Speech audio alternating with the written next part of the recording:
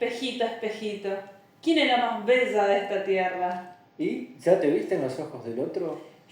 Es que eso es justamente, me parece, lo que determina a nuestra especie y la diferencia de otras incluso, ¿no te parece? ¿Cómo sería? En la medida que podemos entrar al mundo simbólico a partir de habernos construido representacional, podido representar, entrar en esta dimensión representacional justamente, de vernos en un reflejo ya sea de un espejo o en un reflejo en los ojos del otro. Juega mucho ahí la mirada de los padres, ¿no? En términos de que son como los primeros márgenes de significación que tiene el niño para empezar a ser nombrado como lo que los padres esperan de ese niño, ¿no? Claro, bueno, creo que hoy tenemos que abrir la jugada, ¿no? Padres, figuras de cuidado, cualquier persona que encarne esto que nosotros por ahí siempre lo tenemos tan cotidianizado. Naturalizado, totalmente. Totalmente dentro del discurso psicoanalítico, sí, pero que tiene que ver con ese otro mayúscula al que nos referimos muchas veces, ¿no? Es un otro gigante, es un otro que es por mucho más algo que las figuras reales de carne y hueso de un padre, una madre, un abuelo, quien sea, un tío, quien sea que me haya cuidado. Es más que nada esa construcción tan gigante, esa lectura tan gigante, simbólica, que hacemos ahí de esos sujetos incipientes, de niños, si queremos pensarlo más evolutivamente, cuando estamos en estos momentos constitutivos, iniciales de nuestra vida. Un marco de referencia, podríamos decir, donde las miradas, la palabra, las sensaciones, los olores y el acompañamiento, sobre todo en la crianza, empiezan a determinar la identidad de ese cachorro humano, como dijimos la vez pasada en el episodio anterior, para que empiece a ser un ser, ¿no? Totalmente. Pasar de, como decíamos, ¿no? De ese cacho de carne, ese cachorro, esa cosa, esa bola biológica que tiene algunos pocos reflejos innatos, sí, y no mucho más que eso, que es pura potencia nada más, a, como decís, ser un ser, valga la redundancia del término, ¿no? Pero me parece que sí, justamente de la construcción de la cuenta, me parece que ahí es donde interviene, donde sí, cobra un valor fundante. Sí, sí, y aparece esta noción tan importante en el campo psicoanalítico que es la de yo. Claro. ¿No? El yo del niño que empieza a construirse, a conjeturarse, a ampliarse, podemos decir, desde lo que los padres dicen que el niño es, ¿no? Claro, porque ahí eso me parece que es un punto en el que no podemos dejar de focalizar y de profundizar y de remarcar.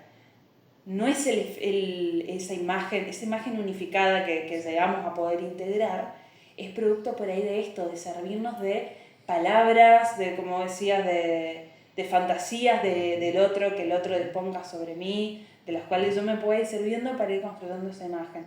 Pero sí, me parece como hecha como una pelota de trapos, sí, a partir de retazos significantes de los que me voy sirviendo. Sí, de imagos, ¿no? Esas imágenes que van tejiendo una identidad, ¿no? Que después recibimos en el consultorio en formato de adulto, ¿no? Donde más o menos uno cree saber quién es, ¿no? Lo que uno ignora o justamente donde opera el enigma del yo sería de cuántas palabras, de cuántas miradas, de cuántas vivencias estamos armados para pensar que somos lo que somos, ¿no? Totalmente, y ya que empezaste a hablar por ahí de cuestiones que pasan en el consultorio, me parece que está bueno pensar eso porque cuando nos presentamos adelante de otros, cuando nos presentamos en las interacciones, cuando tenemos que hablar de nosotros, lo hacemos como con un nivel de integración y unicidad respecto a lo que somos, que parecería que siempre fuimos eso y de que es una única lectura posible, que es unívoca, que no hay equívocos ahí, que no hay trastabilladas, que no hay nada, que es un discurso que parece tan entero, nos mostramos, arrancamos con una presentación súper entera de nosotros mismos. Es que de hecho pareciera que el yo opera bajo una creencia, ¿no? La de saberse a sí mismo quién es, ¿no?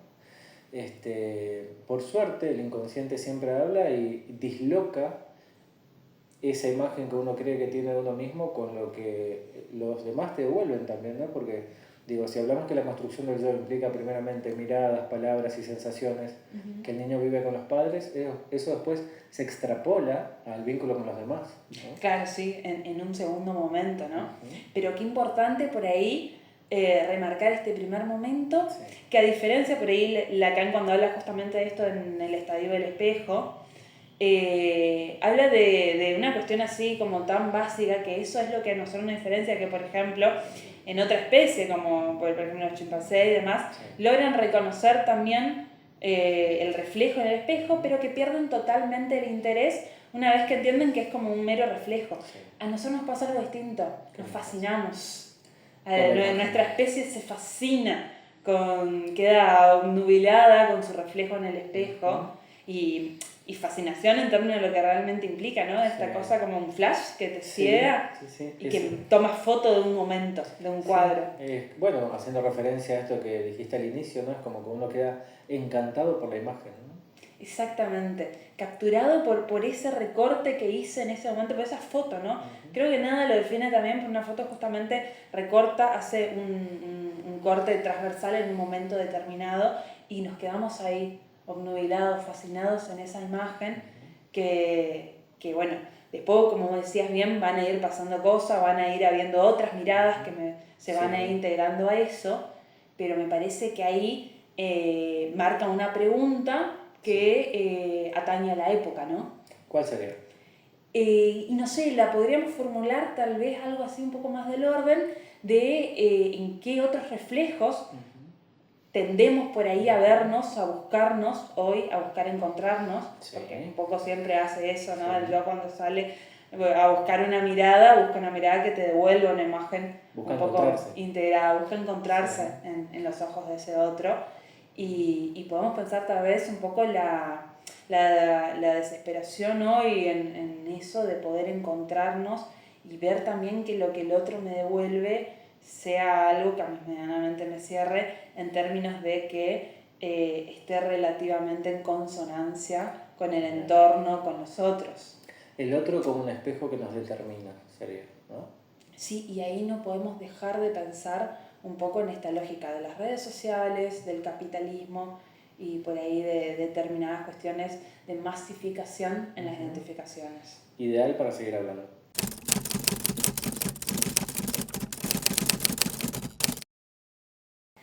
En este punto, hasta hoy, con lo que estuvimos charlando hasta ahora, creo que sería fecundo por ahí profundizar un poquito en términos de estos momentos que decíamos hoy, ¿no? Tan constitutivos, estas operaciones por ahí que se tienen que ir dando. Pensar un poquito acá todo esto que describíamos recién, del reflejo, de encontrarnos y de la fascinación en ese encontrarnos, en el reflejo del otro, en esos otros reflejos que van apareciendo también, pensar ahí un poco cómo se constituye un yo ideal, ¿no? Que ese yo ideal va a ser un poco el producto que surge a partir del encontrarnos en esa mirada del otro, ¿no? Un yo ideal que primeramente aparece como un discurso de aquello que los padres esperan del niño, ¿no? Qué peligroso quedar pegado a eso, ¿no? Es problemático, no porque sea negativo, pero digo, uno por lo general cuando dice discurso lo singulariza y ahí hay una pluralidad de discursos en el discurso porque es lo que mamá espera del niño, lo que papá espera del niño, lo que los abuelos y familiares extensos esperan del niño. Y yo agregaría un paréntesis, lo que entiende ese niño, que el resto está esperando de todo eso. ¿Cómo le llega al niño lo que los discursos dicen que es el niño, ¿no? Y cómo, como decías hoy, ¿no? Cómo arma un tejido con eso para empezar a hacer su propio yo, ¿no? Viste que por lo general en la teoría se dice que el yo es una multiplicidad de yoes, ¿no? Sí. Y creo que ahí se juega un poco la brecha, ¿no? Entre lo que esos otros representativos, esos otros primordiales, donde opera la identificación primaria, es decir, estas primeras identificaciones que hacen que uno más o menos se sienta persona. Y que a uno, y uso el término uno, porque me parece que representa muy bien esta cuestión yoica, pero que a uno se le presenta como unificado, no hay grietas, ¿viste? No hay contradicciones, claro. pero porque en la lectura un poco se... De hecho, podríamos decir que al inicio el espejo no está trincado. Claro, exactamente. Parecería ser unificado. La imagen es pura. La imagen es pura y eso da una coherencia necesaria en estos momentos vitales. Pero en algún momento se va a atrofiar la imagen. Que es tal vez lo mejor que le pueda pasar. Necesariamente para que ese yo se humanice, ¿no? Se baje un poco del pedestal, de ese trono. Freud hablaba de su majestad el bebé en ese mítico texto Introducción del Narcisismo, donde en un inicio hay una totalidad yoica en ese niño bebé, si vos querés, hasta que, bueno, muy de a poco el tiempo del mundo lo va a ir frustrando, ya sus necesidades no van a ser prioridad en términos de una respuesta inmediata, sino que va a tener que empezar a mundanizarse, si se quiere, y aprender a esperar, ¿no? Que es, bueno, en la época del capital, del capitalismo es... y de la inmediatez en la respuesta a las redes. Uno a veces se ve pidiendo disculpas por responder, por haber tardado, no sé, 5 o 10 minutos en responder un mensaje, como que todo debiera ser inmediato. Dejamos cero margen de espera, de tolerancia a la frustración, a los tiempos, a esto bueno que veníamos hablando. Ideal para pensarlo más adelante, ¿no? Pero que el yo por ahí que se vende actualmente en la cultura es un yo que no puede esperar, es un yo que no se puede frustrar y es un yo que tiene que estar a la altura de la inmediatez, ¿no? Para los otros. Eso es bastante complejo. Entonces, si nosotros quisiéramos como organizarlo, podríamos decir que producto tal vez de estas identificaciones primarias, donde estábamos hablando justamente de ese otro gigante del que yo me sirvo para mí, para uno, como decíamos hoy, hablando de esa sensación de unicidad a veces que genera, ahí tenemos como producto entonces justamente un yo ideal, ¿no? Tenemos que dar paso a identificaciones secundarias, que es lo que va a permitir un poquito por ahí pluralizar estos discursos y darle más cuerpo a esto que decíamos hoy de un yo, o como dijiste, de unos yoes compuesto por distintos retazos. Yo no puedo dejar de pensar en este punto la cantidad de veces infinitas, ya incuantificables, que escuché a personas decir fulanito no tiene personalidad, se copia de todos, como si uno pudiese tener algo que realmente lo haga único e irrepetible en este mundo. Es, insisto, ¿no? Es parte de esta ilusión de la que hablábamos hoy. El tratar de pensarlo que nosotros vamos a poder ser realmente diferentes, únicos, y qué gran herida para el narcisismo cuando nos enteramos de que esto no es así. Un gran síntoma de época, ¿no? Buscar ser auténticos, ¿no? Y también ese error de cálculo de pensar que uno no tiene personalidad siendo persona, ¿no? Bueno, el mismo significado... Una contradicción en sí misma. El mismo significado de la palabra persona habla de personaje también, ¿no? Claro. Es decir, cómo el yo se pone armaduras para salir al mundo también. La máscara, ¿no? Del teatro que como decís vos depende mucho de las identificaciones secundarias, porque en verdad esas identificaciones son como una especie de puente para que el niño salga a la cultura y empiece a ser, ¿no? A través de instituciones, a partir de grupos, a partir de otros discursos y a partir del mundo del consumo también, ¿no? Porque digo, no se puede evitar pensar que uno no puede consumir, ¿no? Pero...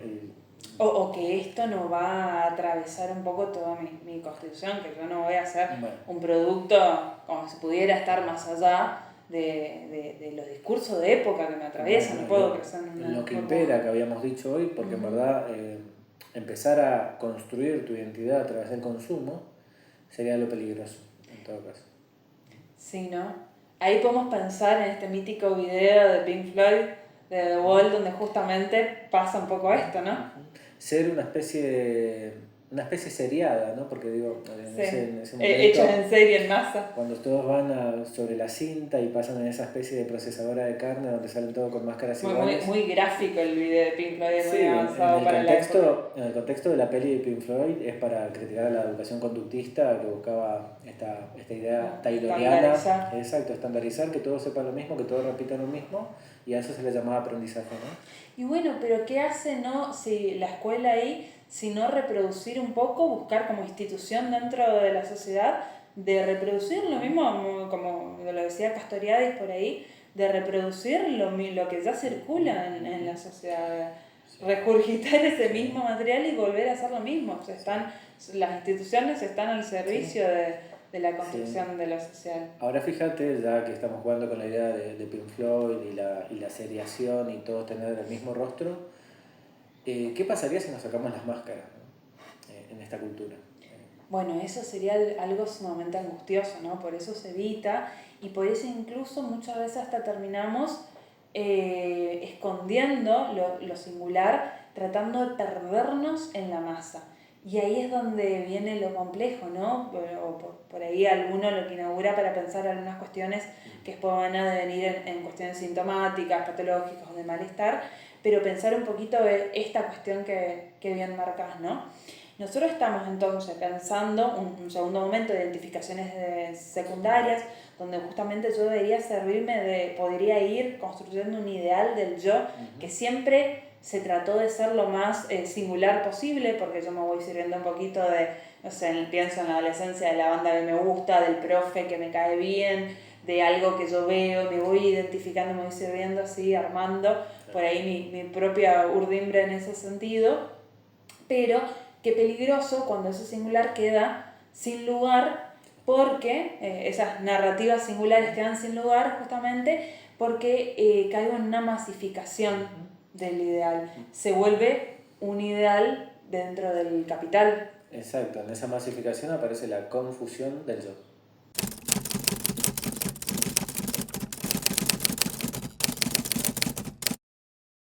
Entonces veníamos hablando del yo y las masas, ¿no?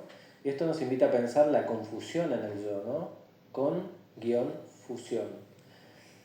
Empezar a ser a través de los otros, con miradas que nos sostengan y un poco nos devuelvan la identidad que uno desea creer tener en este mundo tan capitalizado por pertenecer, ¿no? A mí se me ocurre pensar un poco la idea del sentimiento oceánico que planteaba Freud en El malestar en la cultura, A ver. donde Freud lo piensa en relación a la religiosidad, ¿no? Hablando de que hay una sentimiento de fusión con los otros, ¿no? Casi divina, ¿no? Yo me gustaría como que estamos todos en la misma, como diríamos, ¿no? Extrapolar eso y pensar que un poco en esta cultura de consumo, en nuestra cultura hipermoderna, el yo funciona oceánicamente con nosotros, ¿no? Cambiamos lo que nos aúna, lo que nos fusiona. O sea, no es un discurso religioso, por ejemplo. Sí. No siempre, no es lo que prima en este momento, pero sí es un discurso capitalista. Sí, en todo caso, lo que religa, como la religión en este caso, sería el consumo, ¿no? Nos religa con el otro. Sí, sí. Pero... Sí, no quiero hacer chivo nada, ¿no? Pero si pensamos, por ejemplo, el eslogan de Quilmes, que era el sabor del encuentro. El sabor del encuentro. Sí. Pensar, y así ni hablar, la publicidad de Coca-Cola ahí en medio de la mesa familiar, infinidad de consumo que giran en torno a una idea de que nos vamos a encontrar. De hecho, no le decimos al otro, vamos a vernos a charlar, le decimos vamos a tomar un mate, vamos a tomar un café, vamos a ir a merendar, vamos a tomar algo, vamos a cenar, vamos a consumir algo, y como que el encuentro se construye en torno al consumo. Fíjate qué paradójico, ¿no? Porque si uno intenta ser visto y sostenido desde la mirada de los otros, para que los otros te devuelvan pertenencia y a partir de eso empezar a ser, hacer una vez que soy aceptada, pero claro, que tengo lugar en el otro. En el tener sería, tener para ser. En esa fusión yoica se exige, casi subliminalmente, que uno sea auténtico, ¿no? Sí. O sea, es como decir, uno está masificado, todos somos un gran yo en esta cultura, pero a su vez se te exige la diferencia a través de la autenticidad.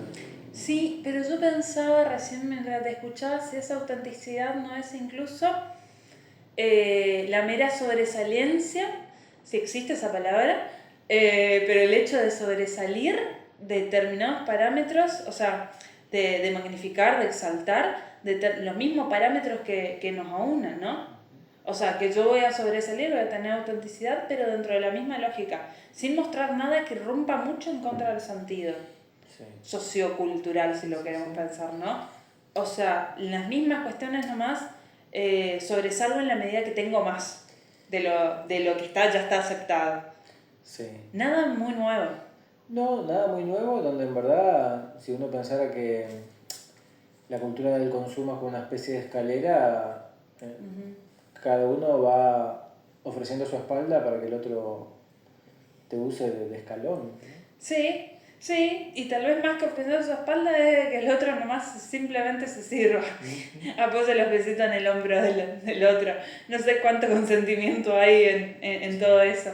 Pero sí, y yo igualmente por ahí agrego, cuando quise decir algo nuevo, estaba refiriéndome a algo del orden de la novedad para el sujeto, de algo propio sería, ¿no? No hay algo propio en esa construcción, no hay nada nuevo, no hay nada inaudito ahí, es todo parte de lo mismo, por ahí se cerraba una que otra cuestión, pero queda, y ahí lo que hace, lo que habitualmente debiera hacer a que cada uno pueda ir construyendo su propia narrativa y le dé su impronta y lo vuelva como se apropie por ahí de su historia y la pueda hacer una sustancia más viva, termina siendo que es lo que justamente lo que cuando Lacan plantea el yo como una ficción estructurante, plantea justamente eso, la capacidad de poder yo ir construyendo unas narrativas propias a partir siempre de lo que me sirvo de los otros, de la cultura y demás, pero ir pudiendo construir una narrativa propia, una ficción propia en eso que me sostenga, que haga de soporte imaginario que a mí me sostenga justamente. Eso es tal vez hoy lo que se encuentra un poco empobrecido, ¿no? Claro, esa ficción legítimamente nos permitía historizar nuestra vida, ¿no? Claro, sí. Si nosotros decimos que brotamos del deseo del otro y que somos a partir de la mirada y de lo que los otros esperan de nosotros, nos apropiamos de ese deseo y hacemos historia para ser nosotros mismos, ¿no? Sí, nos apropiamos de esa interpretación de deseo. Pero justamente como decís vos, hay hoy en esta sociedad tan estigmatizada de imagen, hay una precariedad de historia. Y esa historia, bueno, hace trastabillar la ficción, que es como el motor de la historia, ¿no?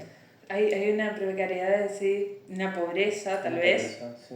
De significantes, de palabras, de discursos en los cuales yo pueda ir eligiendo y ir sirviéndome para armar mis propias narrativas, como decías, porque sí, quedamos por ahí en la cuestión de la banalización de la imagen también, ¿no?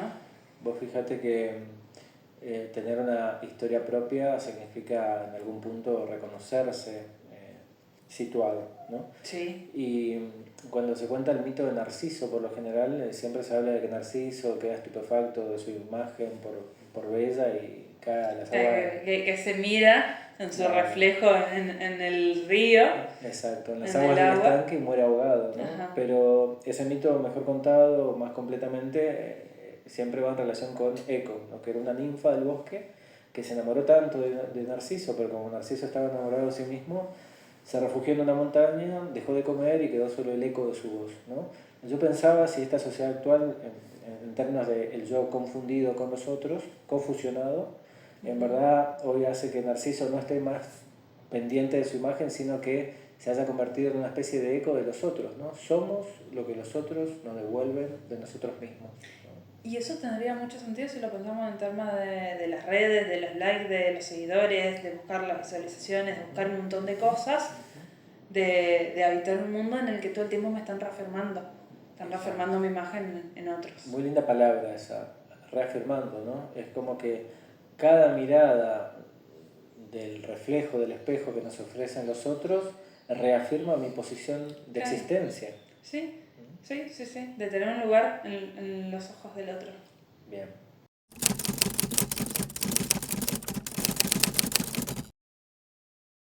Bueno, si estas son las reglas del juego entonces, ¿cómo podemos buscarle la vuelta? ¿Cómo podemos hacer trampa? ¿Cuál puede ser el truco en el juego? Para no quedar entrampado ahí, ¿no? En la imagen. Claro, ¿cómo sería develar el truco del juego del imperio, ¿no? Sí, ¿no? Como en el truco de magia, a ver cuál es el secreto que hay. ¿Cómo se hace? Bueno, Para verle los hilos a esto. claramente estos encuentros que tenemos son para construir un diálogo, una conversación, y no podemos caer en soluciones totalizantes, ¿no? No, claro. Pero sí habilitar algo del índole de la reflexión, ¿no? bueno, creo que algo de lo que se juega en todo esto que venimos charlando es poder atravesar la imagen, ¿no? Romper la imagen, trincar el espejo. Sí. Sobre todo pensando, retomando esto que planteamos al inicio, de la fascinación que me produce la imagen. Sí. No sé, pienso por ahí en un montón de situaciones, incluso de pacientes, me cuentan que una vez que hacen determinada publicación tan esperada, cómo vuelven permanentemente a ver cómo van subiendo los likes, cómo van subiendo las visualizaciones y demás, en esa manera por ahí de nutrir, de alimentar al narcisismo, ¿no? Y ahí nos quedamos totalmente capturados por la imagen. Sí, una captura que obtura, porque no... Es decir, exactamente. Te enquistás de tal manera en la mirada del otro que no puedes moverte. Y empezás a hacer una construcción de lo que vos pensás que el otro espera ver de vos. Sí. Vivimos por la expectativa, ¿no? Tratando de cumplir una expectativa que, insisto, como decíamos hoy, es plenamente una lectura propia que es lo que nosotros podemos tratar de interpretar de lo que el otro quiere ver y tratamos de darle el show que quiere ver. Bueno, de hecho, viste que estamos en la era del agotamiento mental, agotamiento emocional, en esto que hablábamos el episodio pasado, ¿no? De vivir apurados para pensar que vamos a llegar a la cima del éxito. Y en verdad esta idea de corrernos de lo que el otro espera de nosotros tiene que ser con optimismo, ¿no? Porque puede haber esperanza de pensar que uno puede encontrar la autenticidad, pero si el estado emocional no acompaña, uno puede siempre quedar en una especie de cambio sin cambio, ¿no? Enganchado a una especulación imaginaria, ahí vale lo especular, para pensar que en verdad estás siendo vos mismo, pero sin ser. Te escuchaba y no pude dejar de pensar en la imagen del hamstercito dándole en la rueda, es una buena imagen. donde pienso que estoy avanzando y estoy estoy reproduciendo más de lo mismo, ¿no? Remasticando. Viene muy bien en la industria del ultraprocesado. Sí. Para pensar justamente cómo viene, termino produciendo pensando que es genuino un producto que tal vez no deja de ser un poco más de lo mismo. Sí, hoy si jugáramos con la idea de Camus, del mito de Sísifo, ya no seríamos Sísifo, sino que seríamos la piedra, ¿no? Claro, sí. Que siempre cae en el mismo lugar. Sí, totalmente. Bueno, y ya que nos fuimos para mitología, me parece que algo que representa muy bien la cuestión por ahí de la ficción que traen las imágenes es justamente pensar el muy conocido mito de la alegoría de la caverna de Platón, justamente, ¿no? Donde tenemos a ciertos presos mirando hacia el fondo de una caverna y viendo ahí únicamente las sombras de lo que pasa en el mundo afuera y pensando que esas sombras son la realidad. Yo creo que nosotros podemos tener una esperanza, ya que otra idea es la noción de optimismo, de alguna esperanza de poder atravesar la imagen y ver realmente al otro y encontrarnos nosotros sacarnos, como hoy hablamos de que por ahí personalidad viene de justamente persona de la máscara que se usaba en el teatro, pensando en sacarnos la máscara y vernos un poco más crudamente, más en nuestra singularidad, vernos realmente como sujetos vulnerables, finitos y barrados básicamente, a partir de poder atravesar la imagen. Entonces por ahí, si nos servimos de esto, de este mito de la alegoría de la caverna de Platón, podemos pensar que el movimiento que deberíamos hacer, siguiendo la metáfora, es salir justamente de la caverna, entender que esas imágenes que estamos viendo, esas sombras que estamos viendo, no son la realidad en sí misma, son animadas. Y vos fíjate que, ya que hablamos de que justamente si este yo no puede pertenecer a partir de la imagen de los otros, cae en una especie de vacío de poder historizar, ¿no? y en carencia de ficciones, contemplar las sombras de la caverna es sin contemplación justamente, ¿no? Claro. O sea, se mira sin saber, podríamos decir. Se mira sin ver. Y no se aprende a contemplar. Claro, porque nosotros tenemos que poder romper eso justamente. Si hay algo de sacarnos las caretas, podemos Sí. ponerle más criollo el término, es justamente que si la invitación a salir afuera de la caverna es posible, tiene que ser para aprender a contemplar, ¿no? Y creo que por ahí un poco se juega esta idea de autenticidad hoy, ¿no? Para no caer en una panacea de que en verdad vamos a poder ser nosotros mismos fuera de una cultura de consumo, ¿no? Pero se me viene también una palabra muy fuerte en psicoanálisis que es la castración, ¿no? Sí, importante. Atravesar la imagen implica reconocernos castrados, reconocernos insatisfechos, reconocernos en falta, justamente casi como reconocernos en falta hoy sería como ir a contracultura Sí. de que la cultura viene a tapar la falta, ¿no? Con sus objetos de Por lo consumo. menos, exactamente, por lo menos nos da un montón de maneras de jugar a taparlo, justamente, ¿no? Vos fíjate que es llamativo, ¿no? Porque o sea, la angustia contemporánea un poco implica no poder angustiarse, ¿no? O sea, la angustia es cuando falta la falta, dice Lacan. Pero también esa angustia que no es posible a través de la falta es porque está taponada de objetos. Y lo que angustia hoy, podemos hacer una angustia artificial, sería no tener el objeto que tape esa falta, ¿no? El objeto X que creas vos que te va a hacer pertenecer también, ¿no? Claro, y ahí viene incluso, te pensaba, la ansiedad que muchas veces va generando, cualquier posibilidad de que falte eso, la vulnerabilidad a la que nos lleva cuando realmente está. Y ahí en el marco de eso me parece que poder encontrarle, por eso decíamos hoy como el truco, la trampa a este juego, porque justamente el hecho de que lo hayamos pensado como un imperio, es porque justamente que se volvió un imperante de un reino en el que no sé si podremos realmente derribar ese imperio. Entonces habría que buscar los modos de poder funcionar, de poder encontrar un qué hacer con esto que me habilite por ahí algo del orden de lo subjetivo, y por ahí remitiéndonos a una película emblemática de Truman Show, cuando el personaje, lo encarnaba por ahí el actor Jim Carrey, abre esa puertita, al final se da cuenta de que de todo prácticamente de su vida había sido una gran mentira. Y me parece que es lo mismo que le pasa en otra manera por ahí a este prisionero del que hablaba Platón, que logra salirse y conocer el mundo. Entonces, juguemos este juego, juguemos con las reglas, pero sabiendo que es un juego, que no es la verdad última. Y sabiendo que la construcción de la propia historia depende en parte de que se caigan algunas máscaras. Exactamente. ¿Me sostenés? Solo si me aceptás un mate. Dale. Dale.